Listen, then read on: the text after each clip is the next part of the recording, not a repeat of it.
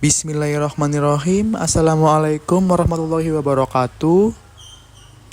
Kami dari kelompok I akan mempresentasikan hasil diskusi kelompok kami. Sebelumnya yang saya hormati Bapak Dr. Indra Surya Permana MMM.Com selaku dosen pengampu. Saya Deniko Ilham Dwi Satria dengan NPM 5230034 selaku moderator. Dan ini rekan-rekan saya. Ada Dede Purwati NPM 5230001, ada Intan Aulia NPM 5230004, ada Oriza Azara NPM 5230019. Baik, di materi yang pertama dari ringkasan permasalahan. A. Risiko keselamatan. Penggabungan limbah infeksius seperti jarum suntik dan spuit bekas dengan limbah kimiawi seperti sisa sitostatika menimbulkan berbagai risiko serius terhadap keselamatan dan kesehatan, baik bagi petugas pengelola limbah maupun lingkungan sekitar. Poin pertama, potensi infeksi dan cedera meningkat secara signifikan akibat tidak dilakukannya pemisahan limbah berdasarkan karakteristik bahayanya. Poin kedua, paparan bahan kimia berbahaya khususnya dari limbah sitostatika yang bersifat toksik dan karsinogenik dapat menyebabkan dampak akut maupun kronis terhadap kesehatan petugas. Poin ketiga, risiko pencemaran lingkungan termasuk pencemaran air, tanah, dan udara turut meningkat apabila limbah kimia tidak ditangani secara khusus dan terpisah. Selain itu, limbah kimia tertentu juga berpotensi mengandung zat radioaktif atau menghasilkan radiasi, sehingga menambah potensi bahaya yang bersifat sistemik terhadap ekosistem dan manusia. Yang B. Pelanggaran regulasi. Pengelolaan limbah medis yang tidak sesuai dengan peraturan perundang-undangan yang berlaku dapat dikategorikan sebagai pelanggaran hukum dan berimplikasi serius.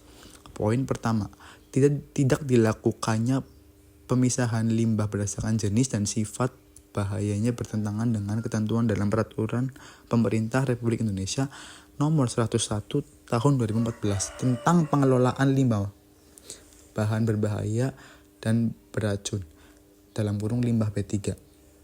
Poin kedua, selain itu praktik tersebut juga tidak sesuai dengan standar keselamatan dan kesehatan kerja (K3) yang mewajibkan pengendalian terhadap risiko kerja, termasuk dalam pengelolaan limbah medis. Poin ketiga, konsekuensi hukum dan administratif dapat dikenakan oleh instansi yang berwenang, seperti Kementerian Lingkungan Hidup dan Kementerian Kesehatan, berupa teguran, denda, pencabutan izin operasional, hingga tuntutan pidana apabila terjadi pencemaran atau kerugian terhadap masyarakat dan lingkungan. Analisis penyebab utama. Yang pertama, kurangnya pengawasan SOP pengelolaan limbah. Yang kedua, minim pelatihan dan sosialisasi pada staf. Yang ketiga, tidak ada audit internal dan monitoring SOP secara rutin. Yang keempat, tidak ada tim pengelola limbah khusus yang aktif. Selanjutnya, solusi dan rekomendasi utama. Yang pertama, bentuk tim pengelola limbah khusus. Yang kedua, review dan update SOP secara berkala. Yang ketiga, lakukan pelatihan rutin dan simulasi insiden. Yang keempat, audit dan monitoring pelaksanaan SOP secara berkala. Dan yang terakhir, pengadaan kontainer khusus limbah infeksius dan kimiawi. Selanjutnya, di minggu pertama atau ke-1, manajemen RS akan memulai dengan pembentukan tim pengelola limbah. Kemudian di minggu kedua sampai ketiga, koordinator limbah akan bertanggung jawab untuk review dan update SOP pengelola limbah. Berlanjut ke minggu keempat sampai ke-6, HRD dan petugas ketiga akan melakukan pelatihan awal seluruh staf secara paralel. Di minggu ke-5 sampai ke-7, logistik dan koordinator akan mengurus pengadaan kontainer khusus. Setelah beberapa waktu, tepatnya di bulan kedua, dan akan diulang setiap 3 bulan. Tim audit SOP akan melakukan audit internal SOP. Akhirnya, mulai bulan ketiga dan seterusnya, koordinator limbah akan terus melakukan evaluasi, pelatihan, dan pelaksanaan SOP. Selanjutnya yaitu ada indikator keberhasilan. Yang kesatu yaitu kepatuhan pemisahan limbah, yaitu untuk memisahkan limbah untuk mencegah kontaminasi. Untuk targetnya itu lebih dari 95% limbah dipisah sesuai SOP dalam 6 bulan. Untuk cara mengukurnya yaitu mengaudit limbah di lapangan.